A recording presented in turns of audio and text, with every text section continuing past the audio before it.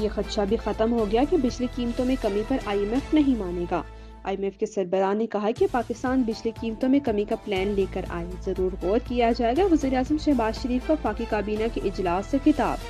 وزیر اعظم شہباز شریف نے کہا کہ انہوں نے کرسلینا جورجیا سے کہا کہ بجلی قیمتوں میں کمی کے بغیر ایکسپورٹس نہیں بڑھ سکتی، جس کی انہوں نے تائید کی۔ IMF نے موجودہ حکومت کی کارکردگی کو سراہا ہے، جس پر حکومتی ٹیم مبارکباد کے مستحق ہے۔ وزیر اعظم نے کابینہ اجلاس میں تالیاں بھی بجائیں۔ غزہ کی صورتحال کا ذکر کرتے ہوئے وزیر اعظم نے کہا کہ پاکستان سعودی عرب کی خود مختاری اور سلامتی پر کسی صورت آنچ نہیں آنے دے گا۔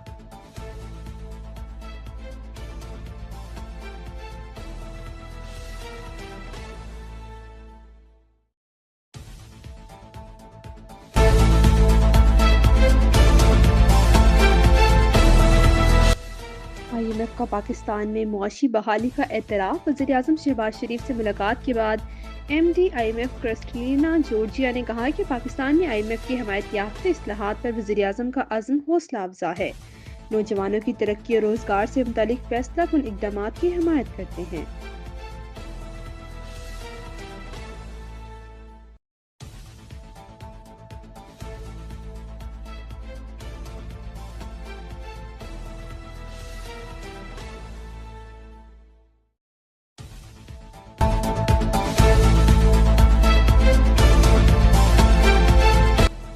مسلم لیگ نون کے صدر نواز شریف کا کہنا ہے کہ IMF نے بھی معاشی بحالی اور پاکستان کی ترقی کی طرف بڑھنے کا اعتراف کیا ہے۔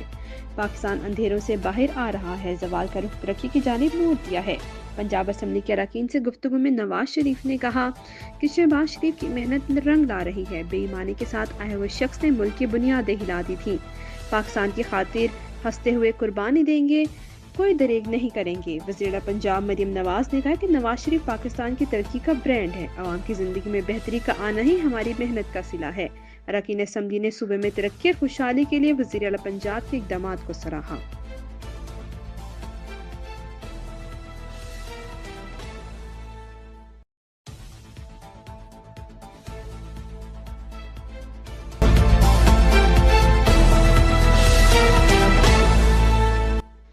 PTI رہنما شاہ محمود قریشی کا مولانا فضل الرحمان، شاہد خاقان عباسی، مفتی اسماعیل اور محمود اچکزئی کا PTI کے ساتھ کھڑے ہونے کا دعویٰ۔ انسداد دہشت گردی عدالت لاہور میں پیشی پر گفتگو کرتے ہوئے کہا کہ بڑی جماعتیں PTI کے موقف کی تائید کر رہی ہیں، گرینڈ الائنس بننے جا رہا ہے۔ بانی PTI نے کھلے خطوط میں اپنے اندازے بتائے، مثبت سوچ کے ساتھ سفارشات دی۔ خطوط کا مقصد سیاستدان کا موقف عوام تک پہنچانا ہے۔ PTI کو کسی ڈیل کی ضرورت نہیں، عدالتیں ہیں۔ گزشتہ روز محمود خان اچکزئی کی رہائش گاہ پر ہونے والے اجلاس میں مولانا فضل الرحمان، عمر ایوب، شاہد خاقان عباسی، مصطفیٰ نواز کھوکر اور دیگر رہنماؤں نے ملک میں فوری انتخابات کا مطالبہ کیا۔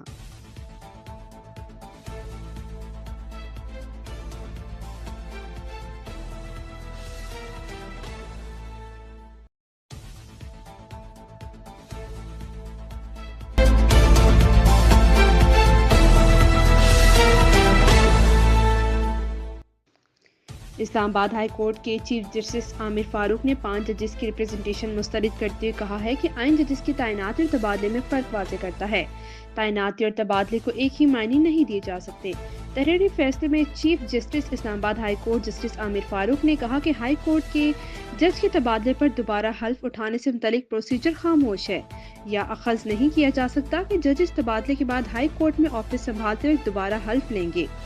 اگر ٹرانسفر ہونے والے جج کا دوبارہ حلف ضروری ہوتا تو آئین میں اس کا ذکر ہوتا۔ Justice Mohsin Akhtar Kayani, justice Tariq Jahangir, justice Babar ستار، جسٹس سردار اعجاز اور جسٹس سمن امتیاز رفت نے 3 صوبائی ہائی کورٹ سے ججز کے تبادلے کے بعد اسلام آباد ہائی کورٹ میں ججز کی سینیورٹی لسٹ میں تبدیلی پر اعتراض اٹھاتے ہوئے ریپرزنٹیشن چیف جسٹس کو بھجوائی۔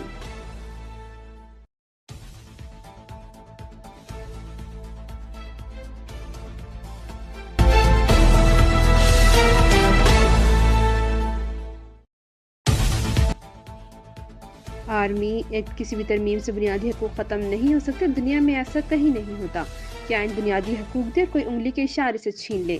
سویلینز کے ملٹری ٹرائل کیس میں سزا یافتہ شخص کے وکیل سلمان اکرم راجہ کے دلائل۔ جسٹس محمد علی مظہر نے سوال کیا کہ آرمی ایکٹ کی شق 2AD کو ہر بار سپریم کورٹ ہی کیوں دیکھے۔ सलमान अकरम राजा ने कहा कि आर्मी एक्ट एक ब्लैक होल है, तरमीम की गई तो बुनियादी हकूक खत्म हो जाएंगे। जस्टिस नईम अख्तर अफगान ने सलमान अकरम राजा से कहा कि आपकी जमात ने बड़ी गर्मजोशी से आर्मी एक्ट की कानून साजी की थी, जिस पर सलमान अकरम राजा ने कहा कि वो इस वक्त पीटीआई का हिस्सा नहीं थे, वो हमेशा से ही अपोजिशन में रहे हैं। 2025 में 1860 वाले कोर्ट मार्शल का इत्तलाक तो यूनिफॉर्म एहलकारों पर भी नहीं हो सकता।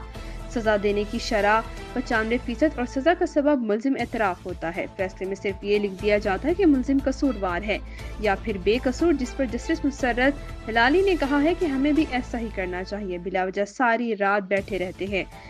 केस की मज़ीद समाअत कल तक मुलतवी।